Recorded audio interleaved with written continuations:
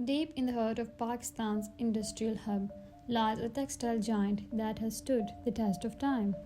Kohinoor Textile Mills has grown into one of the country's largest, listed in top 10 best textile mills and most successful textile manufacturers. That was established in 1953.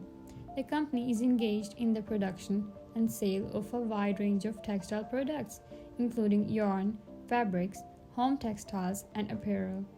KTML has a vertically integrated production process, which means that it manages every aspect of its textile production process from spinning and weaving to dyeing and finishing.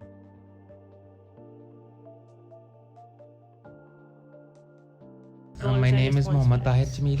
I am basically MBA Marketing and MSc Mathematics.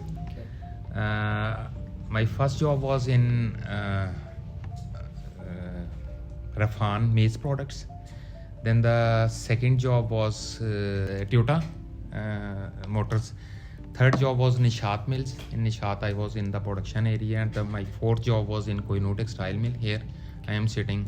Fifth was in MTEX in the marketing department. I spent almost 2 years over there. And from MTEX to back here, I was in September 2006.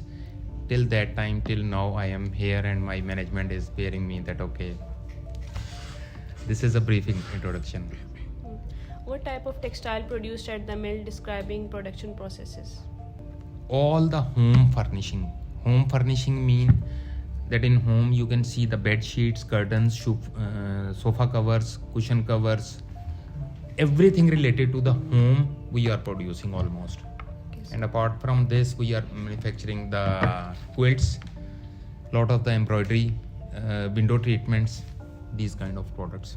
और production processes क्या हैं, क्या involve हैं इनमें? Here आप कह सकती हैं कि cotton आती है मिल में. Then we have the spinning department. We have almost 200,000 spindles. 50% is almost here and 50% in Gujargan. Then our weaving mill is in Lahore. In raw words I can say from thread to the fabric conversion, that is called the weaving. That is in Lahore. All the processing mean that from the raw fabric to the print, dyeing, and anything whatever you want, that is being done in processing department. Then we have the stitching department. In stitching we have to convert from the fabric to either the quilt, bed sheet, cushion, or whatever. What steps do you take to ensure quality control and minimize errors in your work? That is, we have independent quality assurance department. Their only level of responsibility is to maintain the quality standards, whatever are being required from the customer. So as per there, they have some internal quality checks starting from inline. Inline means that during the operation they have to monitor, and then the final. And we always use the international quality standards for testing protocols. Yeah. How did you manage inventory and raw material, and what strategies did you use to optimize supply chain efficiency? Almost we are maintaining all the raw materials in stocks, especially our major raw material is the cotton. Okay. That we always buy from the local cotton, Australian, American, Pima, Giza, and all the imported cottons. That normally our top management take care for all the procurement of this, but of course they have to monitor that at least we need to have 3 months stock in the factory to maintain the production levels.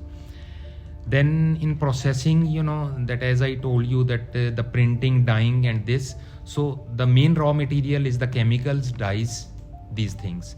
So it depends. Some of the standard articles they maintain maybe after for the 2 months or 3 months, but for the specific, if this is the red color is supposed to be dye in the next 1 week, then they only order against this order. So it depends that what kind of. In stitching, all the raw material is maintained against a specific job. Once they get the order, then they have to maintain, keeping in view the requirements, they have to maintain all this raw material. Okay. And of course there is a raw material management chain as well. Okay. How do you go about identifying and targeting potential customers for your textile products? That is the first we have to attend the exhibitions in Germany. That is one of the major exhibition is Hem Textile, that is in Germany. Then Market Week in USA. Then of course there are a lot of references. There are a lot of contacts, or even sometimes if we got information about a good valuable customer, sometime we have to go over there. There are the different strategies. Describe the maintenance procedures you follow to keep the machinery in good working condition. बेटा हर एक चीज़ की एक है क्या नाम है maintenance chart है, Yes.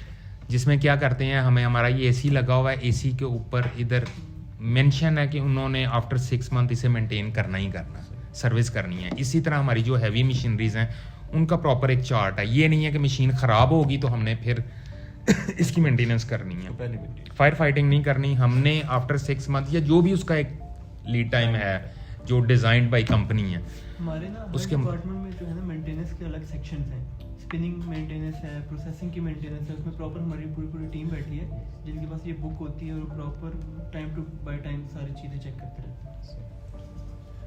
How did you stay up to date with the latest trends and technologies, and what steps did you take to innovate and improve the manufacturing process? बेटा इसमें जो एज ए मार्केटिंग हम तो basically जो भी market की नई exhibitions होती हैं या नए ट्रेंड्स होते हैं वो हम उन फेयर्स में भी जाते हैं, बाकी चीज़ें भी देखते हैं। जहाँ तक प्रोडक्शन डिपार्टमेंट का ताल्लुक है, हर एक डिपार्टमेंट का हेड ऑफ डिपार्टमेंट होता है या रेलिवेंट डिपार्टमेंट हेड होता है। वो ultimately he can go anywhere, like कहीं भी उनकी मशीनरी की एग्जीबिशन है तो हमारे मशीनरी से रेलिवेंट प्रोसेसिंग डिपार्टमेंट का हेड है वो जाएगा। स्पिनिंग से रेलिवेंट कहीं भी कोई एग्जीबिशन है तो वो हेड ऑफ डिपार्टमेंट जाएगा। एचआर से रेलिवेंट कोई है तो इनके हेड जाएंगे। मार्केटिंग से रेलिवेंट है तो वो कंसर्न जो बंदा है वो जाएगा, जाके जो भी नई टेक्नोलॉजीज ये वो हैं, he can even buy the new machinery if it is workable और just want to keep them updated. So what safety protocols did you implement? Safety protocol जी बेटा आप बताओ।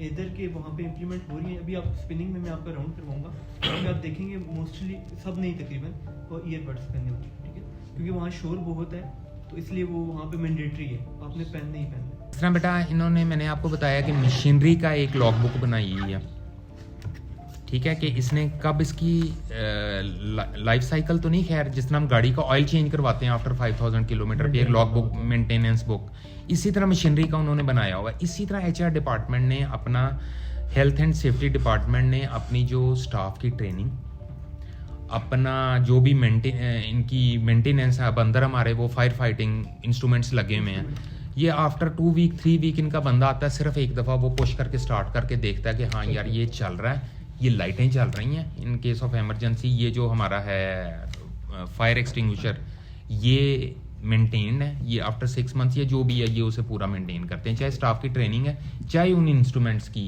अपग्रेडेशन है या उनकी मेंटेनेंस।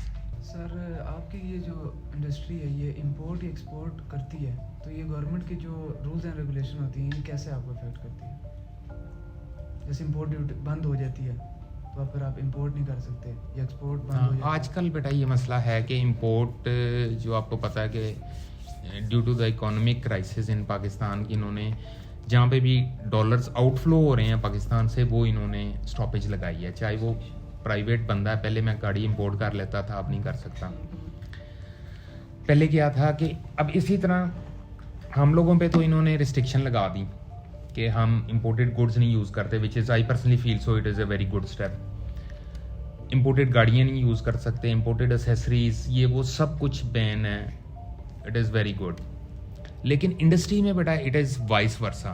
आप स्पिनिंग का चक्कर लगाओगे, एक एक मशीन इतनी बड़ी है यहाँ से लेके वो मेन रोड तक है, ठीक है।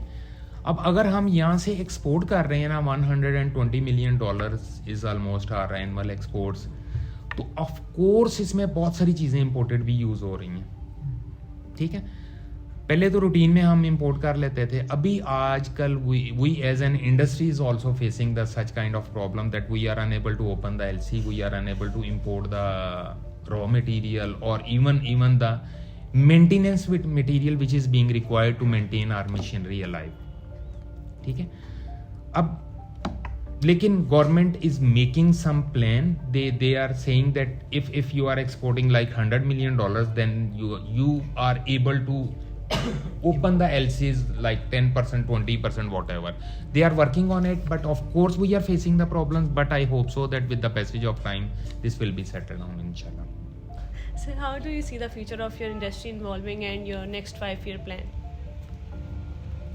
वेरी गुड क्वेश्चन जी बच्चे। इसमें ना ऑफ कोर्स आपको पता है कि पाकिस्तान की सबसे मेजर एक्सपोर्ट्स किस चीज़ की हैं? हमारी तकरीबन 60% is export, not the cotton but the textile items. ठीक है, one hand it is a very good opportunity, but other hand it is a huge challenge for us, that how we have to maintain our position, especially in this situation where we have the one of the worst economic crisis as well. As an industry ये एक opportunity भी है, बहुत बड़ी opportunity भी है, in that sense कि हम R&D पे वर्किंग कर रहे हैं, हम नई डेवलपमेंट में काम कर रहे हैं, हम बहुत सारी चीज़ों पे SO में काम कर रहे हैं। कि फॉर एग्जांपल आप लोगों ने सुना होगा ये प्लास्टिक की बॉटल्स हैं, ये जो हम 7 अप पी के हम रोड पे फेंक देते हैं। ठीक है, हम लोग अपना किरदार अदा कर देते हैं कि हम रोड पे फेंक देते हैं। एक वो भी लोग है जो शाम को पल्ली लेके आता है, वो बॉटल्स उठाता है। ठीक है, उठा के वो जाके एक मुठिए वाले को 10 रुपये kg या 100 रुपये kg वॉटएवर वो बॉटल्स इकट्ठी करके बेच देता है। फिर एक ऐसा इंफ्रास्ट्रक्चर है जो इन सब बॉटल्स को इकट्ठा करता है और इकट्ठा करके इनसे भी कपड़ा बनता है। प्लास्टिक से रेशे बनते हैं, रेशे से फिर वो धागा बनता है, धागे से। This is the one example. Then we are working on, हमने ये सफ़ेदे के दरख्त देखे में, क्या होता है सफ़ेदा? रास्ते में सर देखे हैं, रास्ते में देखे हैं। अच्छा, इसका फ़ायदा क्या? ये फ़ायदा है बेटा उस जगह पे जहाँ पे हम पंजाबी में कहते हैं कलर वाली ज़मीन पे, जहाँ पे पानी वाटर लेवल इज़ मतलब कि बहुत ऊपर है, वो उसका नुकसान ये है कि वहाँ पे कोई चीज़ हो नहीं सकती। फिर वहाँ पे सफ़ेदे लगाए जाते हैं या ट्यूबवेल लगाए जाते हैं ताकि वाटर लेवल नीचे जाए, ये वहाँ पे तो इसका फ़ायदा है। लेकिन जहाँ पे हमारे इधर 400 या 600 फुट पानी है, यहाँ पे से लगाएंगे तो ये तो वो भी खा जाएगा। लेकिन इससे भी इसे काटते हैं, काट के इसके इतने इतने पीसीस करते हैं, उसे प्रोसेस करते हैं, प्रोसेस करके उसे फिर हम एक कॉटन की तरह का एक मटेरियल बनाते हैं जिसे कहते हैं पल्प। टेंसिल एक ब्रांड है ऑस्ट्रिया का, जो कि इस दरख्त से भी कॉटन बना रहे हैं। उसकी मैं हैंड फील आपको दिखाऊं, बहुत आला हैंड फील है। अब सस्टेनेबिलिटी में बेटा सबसे बड़ी जो चीज़ आ जाती है ना, कि अगर मेरे पास रिसोर्सेज हैं, मैं मोबाइल भी हर साल नया ले लूँगा, मैं नेस्ले की बॉटल्स भी मंगवा लूँगा, मैं AC भी लगा लूँगा, एवरीथिंग आई कैन डू। लेकिन how long I can sustain, इसके लिए एक सर्टन अमाउंट चाहिए जो एवरी मंथ मेरी पॉकेट में आए। अब ये अमीर के लिए और है, गरीब के लिए और है, लेकिन जो सस्टेनेबिलिटी में सबसे जो इम्पोर्टेंट चीज़ है ना बेटा, यूटिलाइजेशन ऑफ रिसोर्सेज में मैं क्या बात कर रहा हूँ? पानी, वाटर, ग्राउंड वाटर, ठीक है, इलेक्ट्रिसिटी, ये बेसिक नेसेसिटीज़ की मैं बात कर रहा हूँ कि आपके हम खाना खाते हैं, वो रिसोर्सेज हमारे डिप्लीट हो रहे हैं। आप देखें, हम जब छोटे होते थे तो हमारे गांव से या शहर से निकलते थे, चारों तरफ फसलें लगी होती थी। अब चारों तरफ क्या लगा होता है? सारी सड़कें बना गए थे, वो कर रहे हैं। रिसोर्सेज आपके नहीं डेवलप हो रहे हैं, ठीक है। दूसरी चीज़ क्या है? पानी। आप लोगों ने कभी देखा होगा कि जब आज से 10 साल 15 साल पहले ग्राउंड लेवल एक वो नलका लगता था, 20 फुट 30 फुट 40 फुट पे पानी आ जाता था। अब कितना जाता है? 600 फुट। बोरिंग करनी पड़ती है, बोरिंग भी, और अच्छी खासी 600 फुट तक बोरिंग करनी पड़ती है यहाँ पे इस्लामाबाद में। तीसरा, एनर्जी। जो अमीर बंदा जनरेटर लगा लेता है, पर generator is not the wise decision. आपकी हर वक्त की टिन भी, ठीक है, आपके डीजल का खर्चा भी, पेट्रोल का खर्चा भी, green resources, solar panel, wind energy, light energy, ठीक है, ये सबसे बड़ा चैलेंज है। इनको मैं अभी यही बताने लगा था, इनको मैंने जब विजिट करवाना था कि हम लोग इस चीज़ पर बहुत काम करें। जैसे हमारे पास वेस्ट वाटर ट्रीटमेंट हाँ, प्लांट है, waste water। जो हमारा गंदा पानी प्रोसेसिंग से जाता है वो दोबारा रीट्रीट होता है और उसको दोबारा हम यूज़ करते हैं due to shortage of water in Pindi Islamabad. और इसके अलावा जो है हमारा पावर प्लांट अपना अच्छा, इवन के रेन वाटर भी हम स्टोर करते ऐसे हैं। ही है, हमारे पास पिट बनी हुई है हम्म। वाटर जो है ना तालाब सा जिसको, तो वहाँ पे पानी स्टोर करते हैं तकरीबन 200 गैलन हाँ इतना कुछ है।